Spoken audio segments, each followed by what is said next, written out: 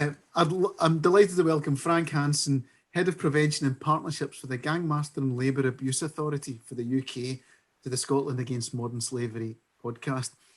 They have such an important role to play in, I suppose, in society in the UK, and there's a very good reason why they exist. Very good reason, a very sad reason, actually, I would say, why they exist. But first of all, Frank, thank you so much for joining me today. Thank you, Shan, and yeah, delighted to be taking part in this. Frank, well, I've just touched on it there. Tell me, why do the GLAA exist? What's your reason? Yeah, I mean, it goes back to 2004 when it was the Gangmasters and Licensed Authority, and there was a tragedy at Morecambe Bay in which 24 Chinese cockle pickers died, basically as a result of being left stranded whilst picking cockles in the sand, and that led to obviously a public inquiry, and the nature of how they were treated, how they were trafficked, exploited, really demanded a better regulation, not just of the harvesting of shellfish, but also it opened, I suppose, evidence came in of wider exploitation, particularly in the agricultural sector. So the Gangmasters Licensing Authority was established, and its role then was regulatory, and that was to oversee a licensing scheme which regulates the supply of workers into the fresh food sector. So that includes agriculture, it includes associated food and packaging, processing, as well as the harvesting of shellfish. And that's, you know, a really sad and horrific story. I remember in my lifetime, you know, it's not that long ago that happened, and that horrible tragedy happened, and at the root of that was worker exploitation, which is a sad reason for the I suppose the way that the GLA exists just now, but a very, very important organisation to ensure that this doesn't happen again, and licensing is such an important part of that. Sorry, Frank. Yeah. Yeah, no, I think you're absolutely right, and we have one simple overarching aim, and that is to work in partnership to protect vulnerable and exploited workers. Yeah, absolutely, and you know, this to me is what this is all about. This is the importance of what we're trying to do. Tell me then, so you've talked about, you know, the cockle picker story, but in general then, if I ask you about worker exploitation, from your perspective, what is it?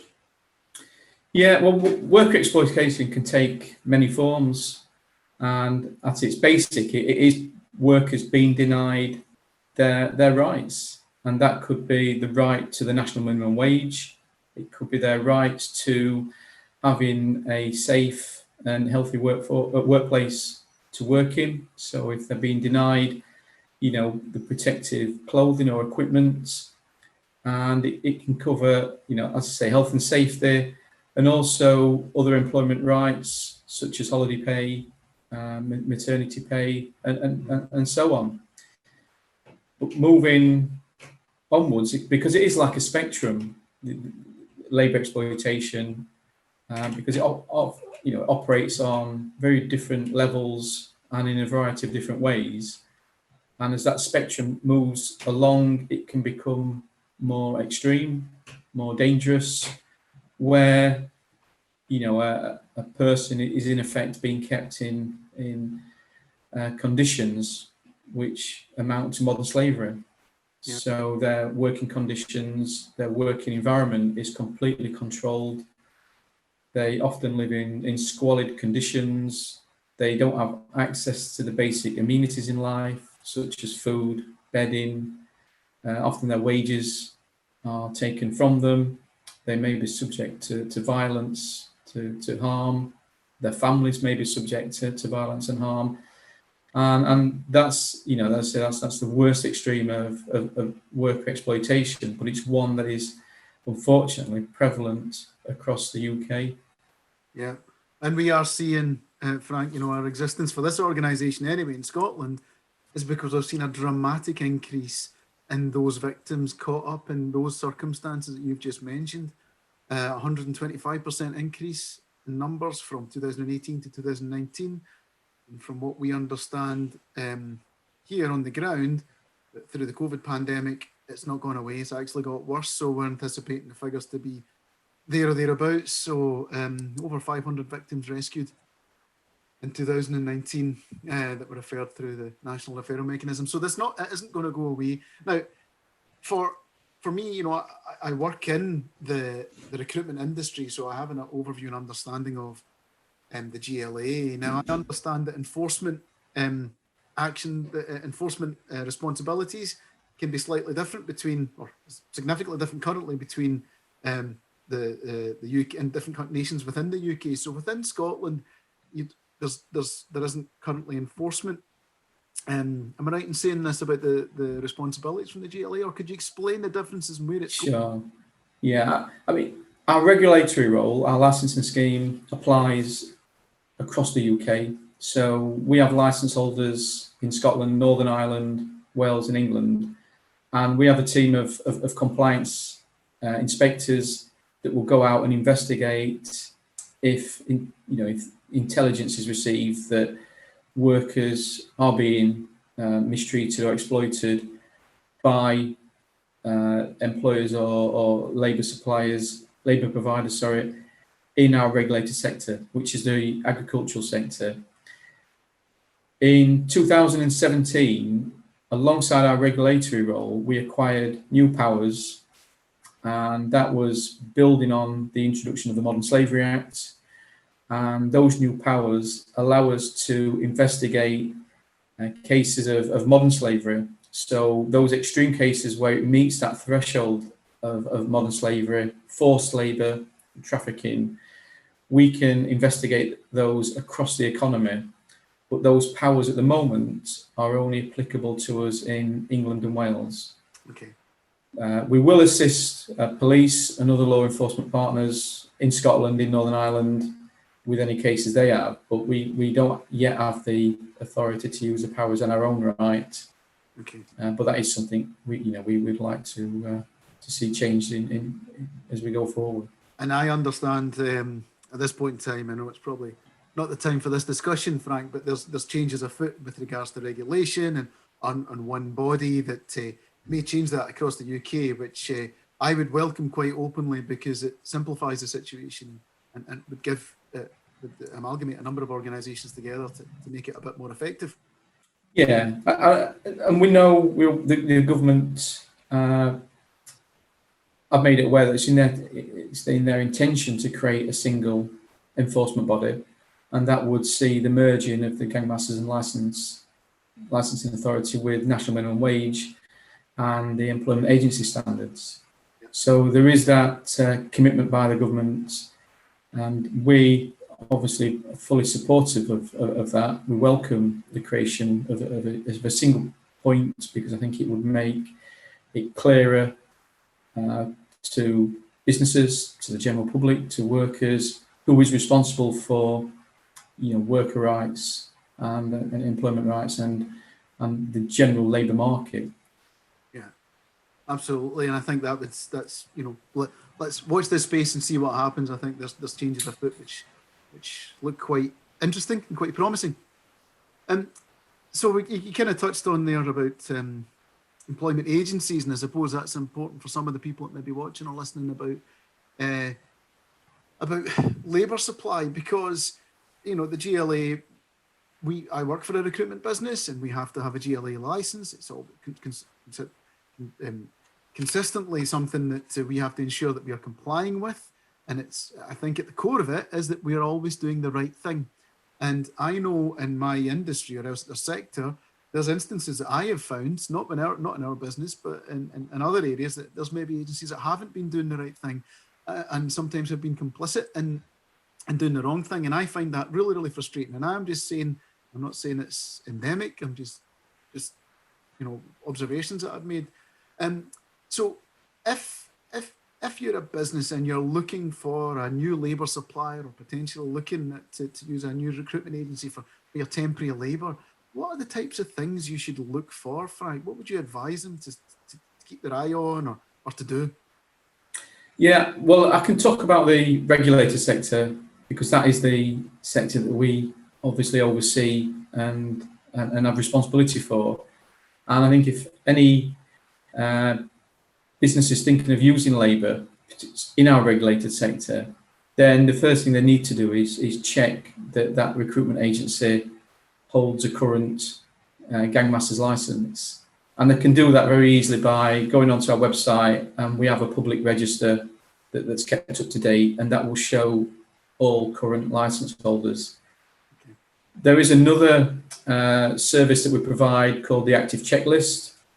So again, if you register for that active checklist, you will be kept up to date of any changes to those licence holders, because obviously some licence holders, for various reasons, no longer want to trade in our regulated sector. So they will cease trading and their licence will expire. And that means then they are not allowed to provide workers into that sector. Okay. I think more generally, it's very much a question of do your research on those labour providers. Look for good testimonials, look for their track record. And I think above all, the biggest piece of advice is get to know the workforce that you are being supplied with. The more you get to know your workers, doesn't matter that they're temporary or seasonal, they're as important to your business as your permanent workforce. And the more that you can get to know them, find out how they are being looked after by the recruitment agency, that will speak volumes. And it's like everything. A happy worker is a productive worker, and if you've got that, then you've got somebody that you can value and rely on as your business needs it.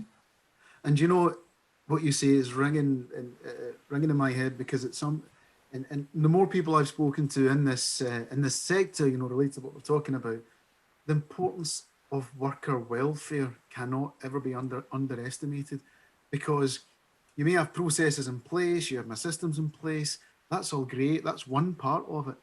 Actually being able to check on how they're getting on, having conversations with the workers, be that agency workers or your full-time permanent staff, is such an important part of any workplace.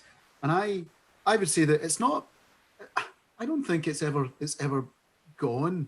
We've gone through probably the worst, coming up for the worst year we've ever had with regards to industry and commerce in the UK that I can remember anyway. And the stresses and strains on managers, first-line managers, supervisors, may cause them to overlook these simple questions. How did you get on at the weekend? What did you get up to? And that's the part where we're humans. And if you bring that back in and you make it part of your job, or you just let yourself be that sociable side of yourself come out, worker welfare starts to look after itself. Yeah, I fully agree. And it's how we all want to be treated. It doesn't matter what job we're in, what environment we're in, we want to be treated with that dignity, with that respect, that consideration, and they don't cost anything. That's the sort of advice I always give is get to know your workforce. And far too often they particular temporary workers, they can almost become invisible. They become invisible, and that's where the risk lies, is if you don't see that and you don't acknowledge that, their invisibility becomes their vulnerability. Absolutely right. Yeah. We all need to is give back some of that, like you say, some of that common human traits that we all value. I don't think you can change the way a human being is, and in a digital era as we're all growing up, and it's probably easier to speak. I find that my children prefer to send messages on a phone rather than actually communicate face. And as we go through this generational change, I just hope we don't lose that touch, because in certain industries, human beings in a labour workforce are paramount, and it's looking out for them and making it okay. And also, I think, as a sideline, don't hoover the mood off the place. The stress and strains and all the rest of it. You have to hold that back, and people will talk to you if you talk to them at their level. And it's then thinking about the long term, because the payback will be there in time. That investment always comes back and gives that business that added value when it needs it most. Yeah, you're absolutely right. You're absolutely right. Well, I think we've covered off quite a lot about who the GLAA are, where you've come from, enforcement UK wide, and the difference between the nations in the UK. I think about, what we're looking at with regards to modern slavery and labour exploitation. I understand that you're involved in some interesting projects with regards to education now, and this is about stripping it all back and putting this into people's heads at an early age. Can you talk to me a bit more about what you're planning and doing, Frank, and how it's working? Yeah, we've been involved in a project. It's coming up to 2.5, 3 years now, in where we piloted initially some work in a further education college in Boston, in Lincolnshire, because we wanted to introduce the subject of labour exploitation and modern slavery into that post-16 curriculum, because these are the workforce of tomorrow. These are the students who are undergoing training, education in a whole range of vocational areas, such as construction, such as hospitality, hair and beauty. So they're entering these sectors looking for a career, and a career that's going to reward them. And one of the things we wanted to do was to give them that knowledge, that confidence to be work ready. So when they step into that new job, into that new career, they understand the working world around them. And one of those key things, unfortunately, in today's society is that understanding of modern slavery in the workplace. So we piloted a range of different activities. We ran tutorials, projects over the course of a full academic year. And then that was all evaluated by the Rights Lab at the University of Nottingham. And it really gave us a platform to think, what do we want to do next? We've done this project. It's been through some, a real-time pilot using real students in the workplace or in the college. So our next ambition is to create a national qualification on employment rights and on how to prevent exploitation in the workplace. And I'm delighted to say we're now at the stage where the Level 1 award, which is an introductory to the subject, the content of that is completed. We've submitted it to Ofqual for approval. And when that is approved, what we want to do is pilot it in a number of educational settings across the country. And from that, Sorry, Frank, and from a pilot, I suppose the essence of a pilot is that you're planning to expand it then, hopefully, if it's working. So has it been successful then? And you getting good results from it? Well, we're waiting for that approval from Ofqual. The pilot should start in the next couple of weeks. All right, okay. And then it's rolled out to, as I say, we're looking to target in the region of 1,000 students, but 1,000 students in some very diverse settings. So not just in colleges, but also in the workplace as well, because this is something that would be of value to workers who may be re-entering the job market. They may be workers that are coming over from outside the UK and are not aware of the UK employment rights. So it's a really good way in which businesses can provide that support, provide workers with the confidence that should they witness or experience that exploitation, not only do they know what it looks like, but they will also know where to go and how to report it. So we see it as both a tool for schools and colleges, but also one in which employers or anybody that's got an interest in workforce relations as a way of raising that knowledge and awareness to their workers, particularly their vulnerable workers.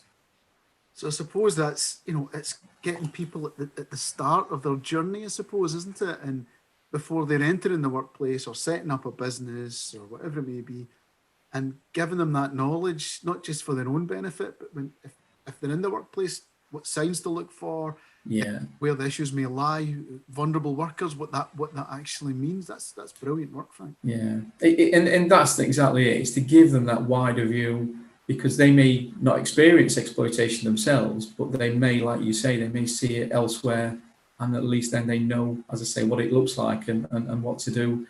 And these are the workforce of tomorrow. Yeah. So if we can instill in them that kind of knowledge and understanding, those workers will be tomorrow's supervisors, tomorrow's managers, tomorrow's business owners, and tomorrow's directors. So giving them that grounding now, again, it's very much a long-term, almost slow burn activity that we want to change that culture and understanding across the across the labour market. Fantastic. Frank, we have covered a lot of information. And I must say that it's been really, really good speaking to you and getting so much from you. We'll put a link to the GLA website so that anyone who wants to get any more information can get that from the website once this podcast goes out. Covered off a lot, and like I say, we started off talking about the cockle pickers and way back in 2004 and that really, really sad story, which I'm sure many people listening or watching will recall, and going through the journey of how the GLA has grown and where it sits now, and some of the great work you're doing, particularly this last project you've just mentioned with regards to education of the next generation of the workforce, which just instills this into their heads. So Frank Hanson from the Gangmasters and Labour Abuse Authority, thank you very much for joining me. Thank you. Thank you, Shan.